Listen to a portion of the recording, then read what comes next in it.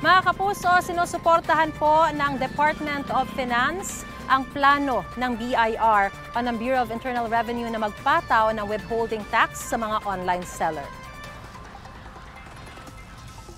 Ayon kay Finance Secretary Benjamin Jokno, ginagawa nitong patas ang tax system. Kung may buwis ang mga produkto na binibili sa pisikal na tindahan, dapat ay buwisan din daw ang mga binibili online. Sa panukala ng BIR, 1% ng kalahati ng kabuuang kita ng online seller ang papatawan ng buwis. Plano niyang ipatupad sa fourth quarter ng taon. Tutol dyan ang ilang consumer group dahil mga ordinaryong mamamayan daw ang mahihirapan. Una na iginiit ng BIR na hindi naman yan bagong buwis, kundi bagong paraan lang ng pangungulekta.